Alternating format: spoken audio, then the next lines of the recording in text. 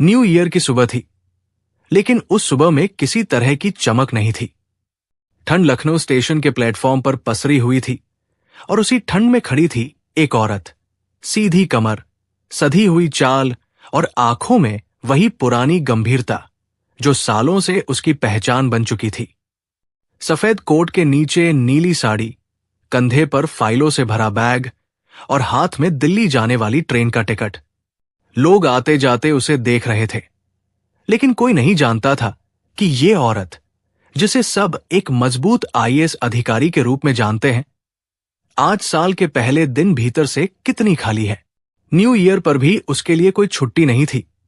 दिल्ली में मीटिंग थी, बड़े फैसले लेने थे, लेकिन आज मीरा का मन किसी फाइल में नहीं था, वो कहीं और भटका हुआ था।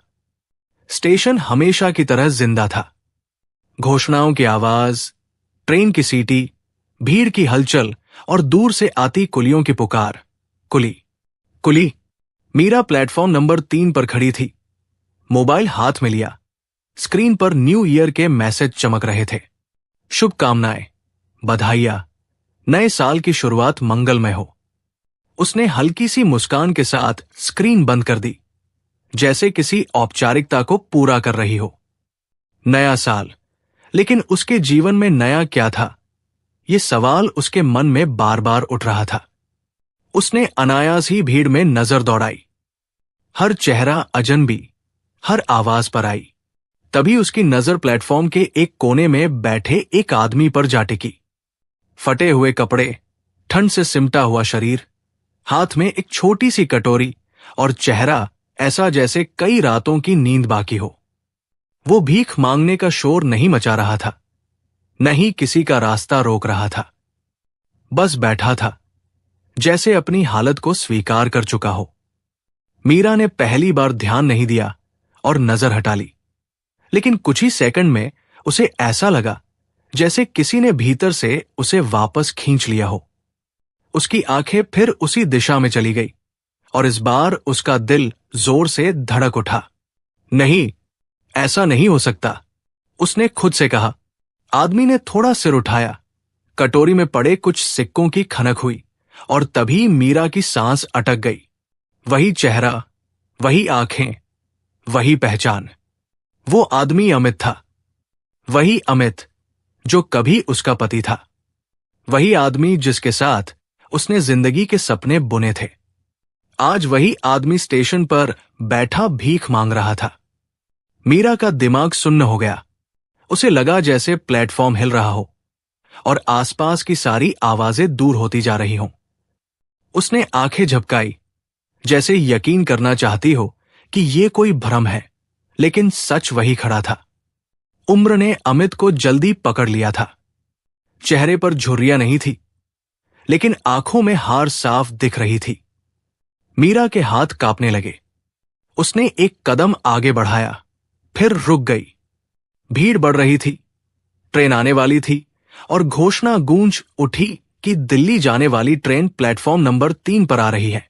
मीरा का टिकट उसी ट्रेन का था। अमित कटोरी लेकर खड़ा हुआ और भीड़ की तरफ बढ़ गया। मीरा की नजर उसका पीछा करती रही, जैसे हर कदम के साथ उसके भीतर कोई पुराना दरवाजा खुल रहा हो। यादें बिना इजाजत लौट आई। कभी यही अमित उसे सुबह उठाकर चाय देता था, कभी वही हंसकर कहता था कि तू अफसर बने या न बने, मेरे लिए तू मेरी बीवी है, यही काफी है। फिर कब सब बदल गया, मीरा को खुद भी नहीं पता चला। उसकी आंखों में नमी आ गई। उसने खुद को संभालने की कोशिश की। ये जगह और ये वक्त भावनाओं के लिए नहीं था, लेकिन दिल तर्क नहीं मानता। अमित भीड़ में खो गया और मीरा वही खड़ी रह गई। ट्रेन प्लेटफॉर्म पर आ चुकी थी। लोग धक्का मुक्की करते हुए डिब्बों में चढ़ रहे थे। मीरा भी आगे बढ़ी और खिड़की वाली सीट पर बैठ गई। ट्रेन चल पड़ी। लखनऊ स्टेशन धीरे धीरे पीछे छूटने लगा, लेकिन मीरा के भीतर कुछ आगे नहीं बढ़ पा रहा था। उसने खिड़की से बाहर देखा। प्लेटफॉर्म, लोग, आवाजें सब धुंधली होती गई। उसकी आंखों से आंसू चुपचाप बहने लगे। सामने बैठे लोग अपने मोबाइल में खोए थे। किसी को अंदाजा नहीं था कि उनके बीच बैठी ये अफसर अभी अभी अपने ही अतीत से टकरा कर आई है। मीरा ने आंखें बंद कर ली, लेकिन आंखें बंद करने से दृश्य नहीं मिटते, बस और गहरे हो जाते हैं। वो कटोरी, वो झुका हुआ सिर और वो चुप्पी बार बार सामने आ रही थी। उसने खुद से पूछा कि क्या सच में जिंदगी इंसान को यहां तक ले आती है। दिल्ली की दूरी घट रही थी, लेकिन मीरा के भीतर की दूरी बढ़ती जा रही थी। न्यू ईयर का पहला दिन और उसकी शुरुआत एक ऐसे सवाल से हुई थी जिसका जवाब किसी फाइल में नहीं लिखा था। मीरा को नहीं पता था कि स्टेशन पर दिखा वो चेहरा सिर्फ एक आदमी नहीं था, बल्कि वह दरवाजा था जिसे उसने सालों पहले बंद कर दिया था। ट्रेन की खिड़की से बाहर भागती पटरियों को देखते हुए उसका मन पीछे लौट गया, उस समय में जब जिंदगी इतनी भारी नहीं थी, जब सपने डर नहीं पैदा करते थे और प्यार बोझ नहीं लगता था। तब मीरा सिर्फ एक होनहार लड़की थी, जिसके हाथ में किताबें होती थीं और आंखों में भविष्य। अमित तब भी साधारण था, बहुत ज्यादा बोलने वाला नहीं, लेकिन उसकी चुप्पी में भरोसा था। लखनऊ के उसी पुराने मोहल्ले में उनकी मुलाकात हुई थी, जहां हर कोई हर किसी को जानता था और रिश्ते काग से ज्यादा लोगों की जुबान पर चलते थे। शादी बहुत साधारण थी, कोई बड़ा मंच नहीं, कोई दिखावा नहीं, बस कुछ रिश्तेदार, एक छोटा सा घर और ढेर सारी उम्मीदें। मीरा को लगा था कि अब उसका संघर्ष आसान हो जाएगा, कि कोई तो है जो बिना सवाल किए उसके साथ खड़ा रहेगा। अमित भी यही सोचता था। वो पढ़ा लिखा था, नौकरी थी, आत्मसम्मान था। दोनों ने मिलकर तय किया था कि जिंदगी आसान नहीं होगी, लेकिन साथ होगी। शुरू के दिन सच में अच्छे थे। सुबह की चाय, शाम की बातें और रात को मीरा की किताबें। अमित कई बार उसे पढ़ते हुए देखता और कहता, ज्यादा मत थकाया कर खुद को। मीरा मुस्कुरा देती, जैसे थकान कोई छोटी चीज हो। लेकिन धीरे धीरे घर की हवा बदलने लगी। सवाल आने लगे, इतनी पढ़ाई किस लिए? अब तो शादी हो गई है। रिश्तेदारों की बातें, पड़ोस की फुसफुसाहट और घर के भीतर बढ़ती अपेक्षाएं। मीरा को महसूस हुआ कि उससे सिर्फ बहू बनने की उम्मीद की जा रही है, वो लड़की नहीं जो कुछ बनना चाहती थी। उसने विरोध नहीं किया, बस चुप रही, रातों को पढ़ती रही और सुबह वही ताने सुनती रही। अमित सब देखता था, लेकिन हर बार कुछ कहने से पहले रुक जाता था। वो टकराव से डरता था, या शायद हालात से। फिर वो दिन आया जब अमित की नौकरी चली गई। एक कागज, एक सूचना और सब कुछ बदल गया। घर में जैसे भूचाल आ गया। वही लोग जो कल तक ठीक थे, अब हर बात का दोष मीरा पर डालने लगे। जब से ये लड़की आई है, कुछ ठीक नहीं हुआ, किस्मत खराब है इसकी। मीरा हर बात चुपचाप सुनती रही। उसे पता था कि जवाब देने से हालात नहीं बदलेंगे। अमित भी टूटने लगा था। बेरोजगारी का बोझ, परिवार का दबाव और खुद से नजर मिलाने की हिम्मत खत्म होती जा रही थी। धीरे धीरे उनके बीच बातें कम और खामोशी ज्यादा हो गई। मीरा को लगा कि अगर वो और मेहनत करेगी, अगर वो सफल होगी, तो शायद सब ठीक हो जाएगा। लेकिन घर को उसकी सफलता से डर लगने लगा था। एक दिन सबने मिलकर फैसला सुना दिया, तलाक। बिना किसी सवाल के, बिना किसी कोशिश के, जैसे कोई सामान बांटा जा रहा हो। मीरा उस दिन रोना नहीं चाहती थी, लेकिन आंसू खुद ब खुद बह निकले। उसकी आंखों में सिर्फ दर्द नहीं था, एक सवाल भी था, क्या मैंने सच में कोई गुनाह किया था? वो एक छोटे से बैग के साथ घर से निकली, पीछे मुड़कर नहीं देखा। अमित खड़ा था, कुछ कहना चाहता था, लेकिन शब्द उसके पास नहीं थे। वो दिन मीरा की जिंदगी का सबसे भारी दिन था, लेकिन उसी दिन उसने तय कर लिया था कि अब वो खुद को साबित करेगी। सिर्फ दुनिया को नहीं, खुद को भी। वो पढ़ाई में डूब गई, जैसे किताबें उसका सहारा हों। समाज की बातें, ताने, अकेलापन सब साथ साथ चलते रहे, लेकिन मीरा रुकी नहीं। उसने वही किया जो उसे आता था, मेहनत। और उधर अमित, नौकरी जाने के बाद उसने बहुत कोशिश की। इंटरव्यू, दर दर की ठोकरें, रिश्तेदारों की नजरें।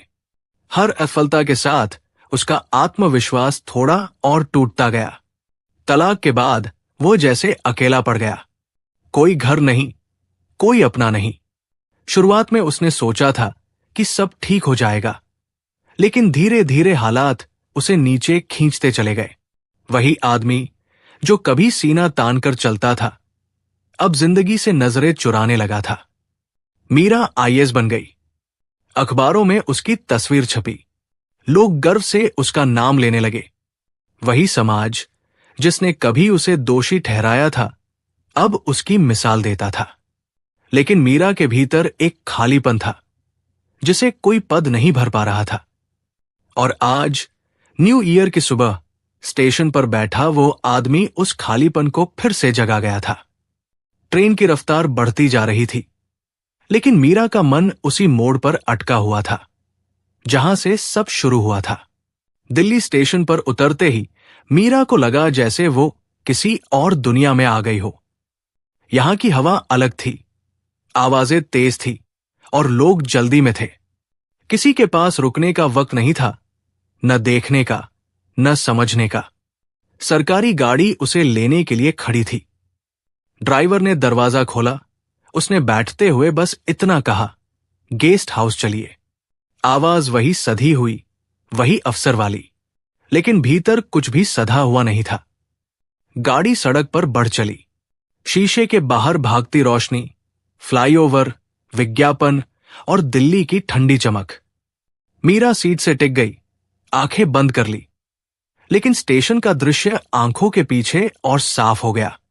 वो कटोरी, वो झुका हुआ सिर, वो चुप्पी।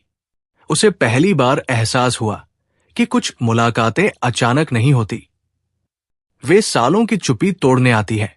गेस्ट हाउस का कमरा बड़ा था, साफ सुथरा, हर सुविधा से भरा हुआ। मेज पर फाइलें रखी थी, मीटिंग के एजेंडा, नोट्स। मीरा ने बैग रखा, कोट उतारा और कुर्सी पर बैठ गई। कमरे में सन्नाटा था, वही सन्नाटा जो तलाक के बाद से उसका साथी बन चुका था। उसने खिड़की से बाहर देखा। दिल्ली की रात रोशनी में नहाई हुई थी, लेकिन मीरा के भीतर अंधेरा था। वो जानती थी कि सुबह उसे वही तेज अफसर बनकर मीटिंग में बैठना है, वही आत्मविश्वास, वही फैसले। लेकिन आज उसे डर लग रहा था। फैसलों से नहीं, खुद से। रात भर वो सो नहीं पाई। हर बार जब आंख लगती, स्टेशन लौट आता। कभी अमित भीड़ में खोता दिखता, कभी कटोरी गिर जाती, कभी वो उसे पुकारना चाहती और आवाज गले में अटक जाती। सुबह अलार्म बजा। मीरा उठी, तैयार हुई, आईने में खुद को देखा। वही चेहरा, वही संयम। उसने खुद से कहा, तुम अफसर हो, भावनाएं बाद में। लेकिन दिल ने जवाब नहीं दिया। मीटिंग में वो समय पर पहुंची। बड़े अधिकारी, गंभीर चेहरे, लंबी मेज। मीरा ने फाइल खोली, बोलना शुरू किया। आवाज में कोई कंपन नहीं था। सब कुछ वैसा ही था जैसा होना चाहिए था। लोग उसे सुन रहे थे, सहमत हो रहे थे, लेकिन हर सवाल के जवाब के बीच उसका मन एक ही सवाल से लड़ रहा था। अगर वो स्टेशन पर न रुकती, अगर वो उस चेहरे को अनदेखा कर देती, तो क्या सब आसान होता? शायद हां, लेकिन इंसान आसान रास्तों से कब सीखता है? मीटिंग खत्म हुई, फैसले लिए गए, हस्ताक्षर हुए। तालियां नहीं बजी, लेकिन संतोष के चेहरे थे। मीरा उठी, बाहर आई। कॉरिडोर में चलते हुए उसे अचानक लगा कि वो थक गई है। पद से नहीं, जिम्मेदारी से नहीं, बल्कि उस बोझ से जो किसी फाइल में दर्ज नहीं था। उसने ड्राइवर को फोन किया, आज मुझे अकेले रहना है। आवाज में आदेश नहीं था, थकान थी। शाम ढल रही थी। मीरा कमरे में बैठी थी, सामने वही फाइलें, लेकिन नजरें उन पर नहीं थी।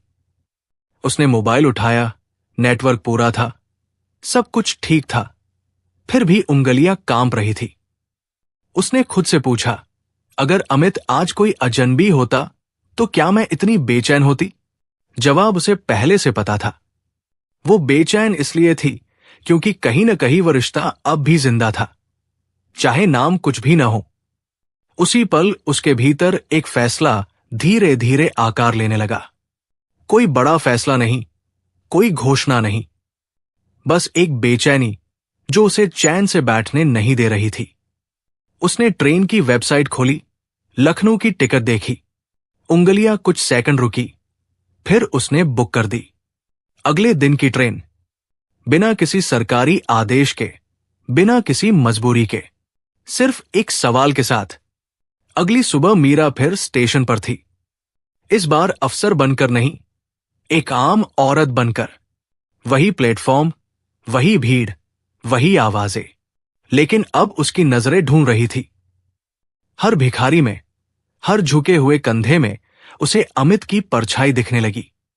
उसका दिल तेज धड़क रहा था, जैसे वो किसी और से नहीं, खुद से मिलने आए हो।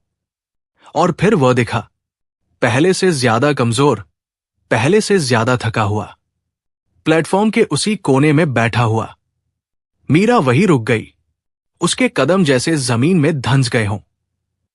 अमित किसी से कुछ मांग नहीं रहा था, बस बैठा था। मीरा ने पहली बार महसूस किया कि गरीबी सिर्फ पैसे की नहीं होती, वो आवाज की भी होती है। उसने धीरे धीरे उसकी तरफ कदम बढ़ाए। हर कदम के साथ उसके भीतर की दूरी कम होती जा रही थी। अमित ने सिर उठाया। एक पल के लिए उसकी आंखें फैल गई, जैसे उसे यकीन न हो रहा हो। फिर उसने नजरें झुका ली।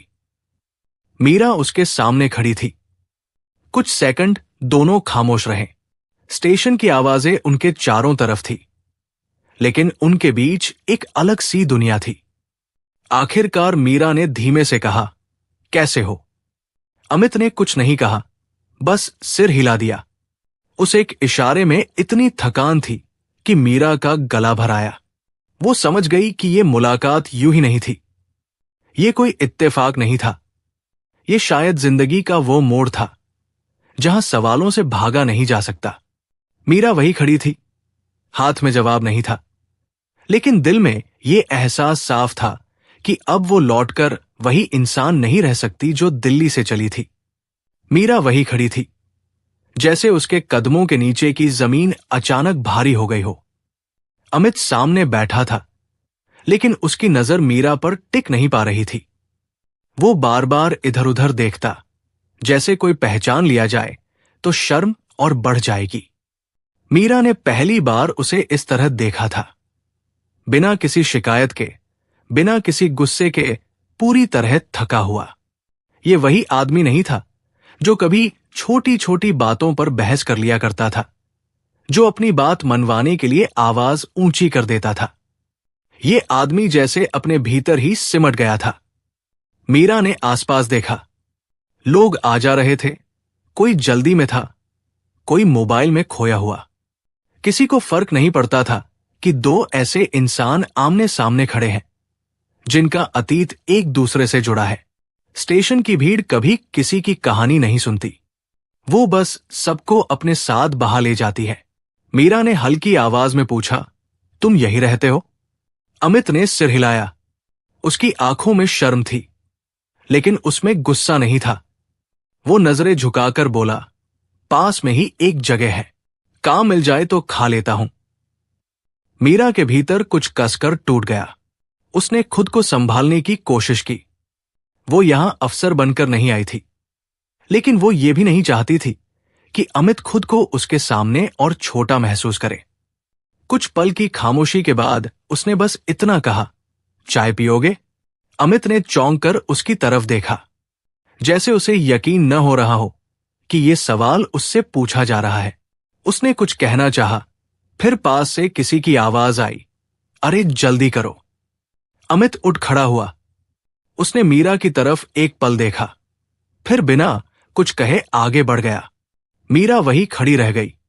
उसके हाथ खाली थे, लेकिन दिल पहले से ज्यादा भारी हो चुका था। उस दिन मीरा सीधे घर नहीं गई। गाड़ी में बैठकर उसने ड्राइवर से कहा, थोड़ा घूमते हैं। शहर वही था, सड़कें वही थी, लेकिन मीरा बदल चुकी थी। उसे एहसास हो रहा था कि सालों से उसने खुद को कितना सख्त बना लिया था, जैसे भावनाएं दिखाना कमजोरी हो। आईएएस बनने की राह में उसने हर आंसू को भीतर दबा दिया था। लेकिन आज वो फाइल अपने आप खुल गई थी। रात को वो सो नहीं पाई। हर टिक टिक करती घड़ी के साथ उसे अमित की झुकी हुई नजर याद आती रही। उसे गुस्सा भी आया खुद पर। मैं क्यों परेशान हूं? उसने मुझे छोड़ा था, मैंने नहीं। लेकिन दिल तर्क नहीं समझता, दिल सिर्फ महसूस करता है। अगले दिन दफ्तर में मीरा पहले से ज्यादा गंभीर थी।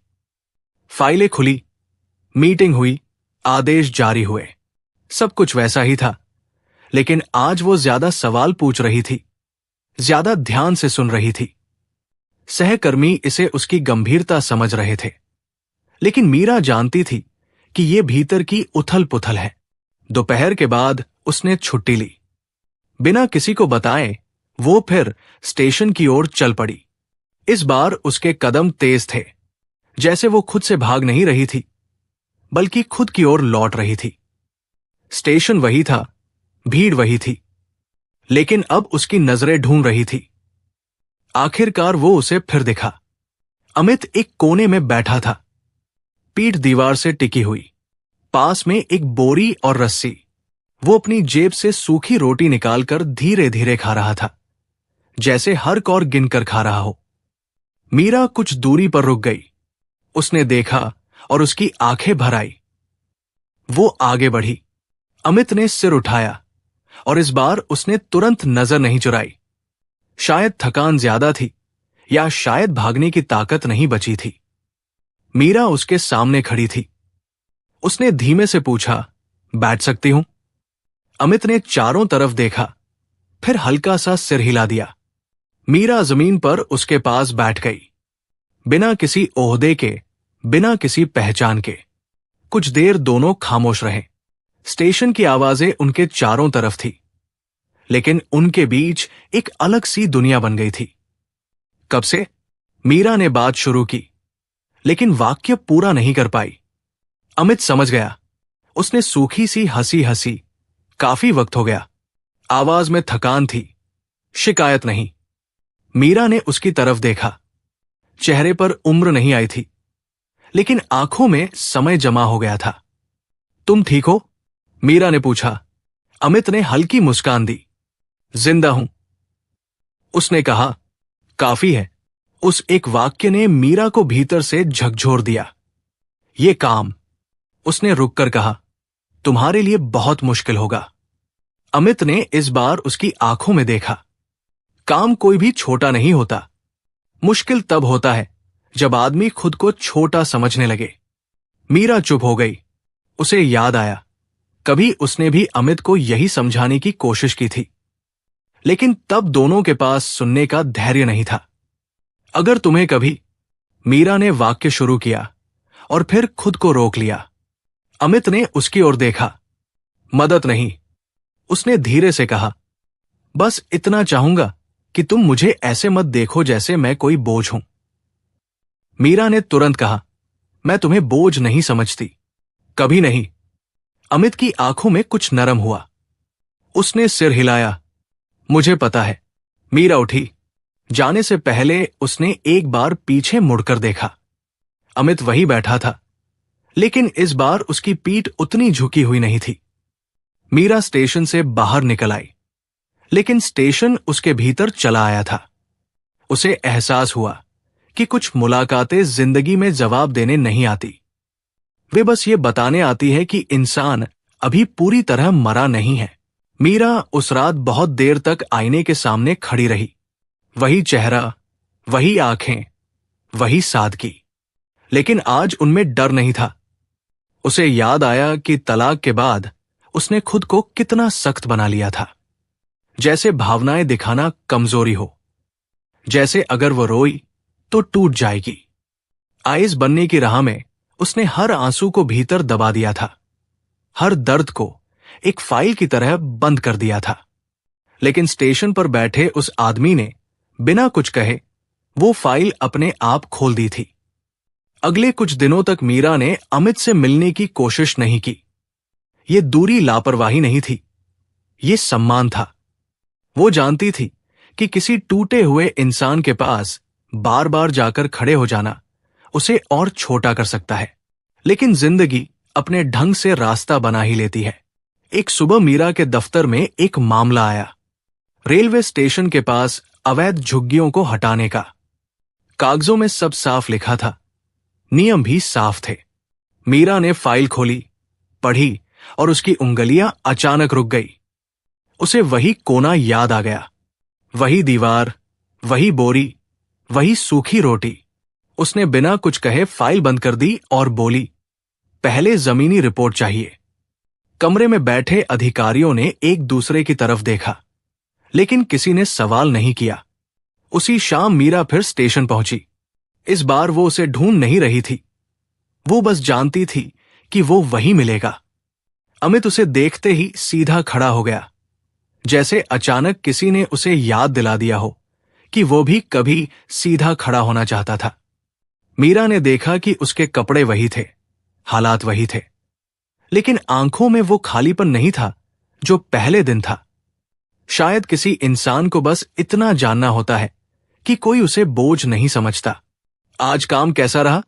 मीरा ने सहजता से पूछा, जैसे ये सवाल वो बरसों से पूछती आ रही हो। अमित ने कहा, ठीक, और फिर जोड़ा, पहले से बेहतर। मीरा मुस्कुरा दी। दोनों कुछ देर चुपचाप खड़े रहे। स्टेशन की भीड़ उनके आसपास बह रही थी, लेकिन उनके बीच समय ठहर गया था। फिर मीरा ने कहा, तुम्हें याद है, तुम कहा करते थे कि आदमी हारता तब है जब वो खुद को हार मान लेता है। अमित ने उसे देखा और कहा था। मीरा ने धीमे से कहा, मैंने बहुत देर से उस बात को समझा। कुछ दिनों बाद स्टेशन के पास एक छोटा सा ढाबा खुला। कोई बड़ी खबर नहीं बनी, कोई नाम नहीं छपा, बस इतना हुआ कि एक ठेले वाले को पक्की जगह मिल गई। अमित वहां काम करने लगा। पहली बार उसे लगा कि वो सिर्फ वजन नहीं उठा रहा, कुछ बना भी रहा है। वो सुबह समय पर उठता, साफ कपड़े पहनता, लोगों से नजर मिलाकर बात करता। उसकी आवाज में फिर वही ठहराव लौटने लगा जो कभी हुआ करता था। मीरा कभी कभी दूर से उसे देखती, पास नहीं जाती। मदद एहसान बन जाए, इससे वो डरती थी। एक दिन अमित खुद मीरा के दफ्तर पहुंचा। दरवाजे पर खड़े होकर भीतर झांका, जैसे अब भी तय कर रहा हो कि अंदर जाना चाहिए या नहीं। मीरा ने उसे देखा और बिना किसी औपचारिकता के कहा, आओ। अमित अंदर आया। कुर्सी की तरफ इशारा होने के बावजूद वो बैठा नहीं। उसने कहा, मुझे तुमसे कुछ कहना है। मीरा चुपचाप सुनती रही। अमित बोला, मैंने जिंदगी में बहुत गलतियां की। सबसे बड़ी गलती ये कि जब तुम्हें सबसे ज्यादा सहारे की जरूरत थी, मैं खुद टूट गया। उसकी आवाज में पछतावा था, लेकिन आत्मदया नहीं। उसने कहा, मुझे माफी नहीं चाहिए, बस इतना कहना था। मीरा ने पहली बार उसकी आंखों में सीधे देखा। माफी मांगने से पहले इंसान का बदलना जरूरी होता है। उसने कहा, और तुम बदल चुके हो। अमित की सांस जैसे थम गई। मीरा ने आगे कहा, लेकिन रिश्ते वहीं से शुरू होते हैं जहां कोई किसी पर हक नहीं जताता। अमित की आंखों से आंसू बह निकले। वो रोया, खुलकर, बिना शर्म के। उस दिन के बाद दोनों के बीच कुछ तय नहीं हुआ। कोई वादा नहीं, कोई फैसला नहीं, बस साथ चलना शुरू हुआ। कभी चाय पर, कभी खामोशी में, कभी बिना बात के। कुछ महीनों बाद मीरा के तबादले की खबर आई। नई जगह, नई जिम्मेदारी। जाने से पहले वो स्टेशन गई। इस बार आखिरी बार नहीं, बस एक बार। अमित ढाबे पर खड़ा था। मीरा ने कहा, मुझे जाना होगा। अमित ने सिर हिलाया, मुझे पता है। मीरा कुछ पल रुकी, फिर बोली, मैं चाहती हूं कि तुम मेरे साथ चलो। अमित ने उसे देखा देर तक, फिर बोला, एक शर्त पर, कि हम पिछली जिंदगी को बोझ की तरह नहीं, सीख की तरह साथ रखें। मीरा की आंखों से आंसू गिर पड़े, लेकिन इस बार वे भारी नहीं थे। उस दिन कोई शोर नहीं हुआ, कोई बड़ा दिखावा नहीं। बस सादगी से, बिना बैंड बाजे के, एक छोटे से मंदिर में दो टूटे हुए इंसानों ने फिर से साथ फेरे लिए। न कोई जीत का एहसास, न कोई हार का डर, बस ये समझ कि इंसान बने रहना सबसे बड़ी सफलता है। न्यू ईयर की रात थी। शहर जश्न मना रहा था और मीरा ने पहली बार महसूस किया कि नए साल का मतलब कैलेंडर बदलना नहीं होता। नए साल का मतलब होता है खुद के भीतर कुछ ठीक कर लेना। कहते हैं समाज औरत की किस्मत उसके रिश्तों से मापता है, लेकिन यह कहानी बताती है कि असली ताकत उस औरत में होती है जो टूटे हुए इंसान को भी इंसान समझकर थाम ले। रिश्ते तब नहीं बचते जब हम सही साबित होना चाहते हैं। रिश्ते तब बचते हैं जब हम इंसान बने रहना चाहते हैं। अब सवाल आपसे है, अगर आपके सामने कोई टूटा हुआ रिश्ता दोबारा खड़ा होने का मौका मांगे, तो क्या आप समाज की सुनेंगे या अपने दिल की? अपनी राय कमेंट बॉक्स में जरूर बताएं। अगर इस कहानी ने आपके दिल को छुआ हो तो चैनल को सब्सक्राइब और शेयर जरूर करें। कमेंट में अपना नाम और अपने शहर का नाम लिखिए ताकि हमें पता चले हमारी कहानियां कहां कहां तक दिलों को छू रही हैं। फिर मिलेंगे एक नई भावुक कहानी के साथ। तब तक खुश रहिए, स्वस्थ रहिए और अपने मां बाप को ढेर सारा समय और प्यार दीजिए। जय हिंद, जय भारत।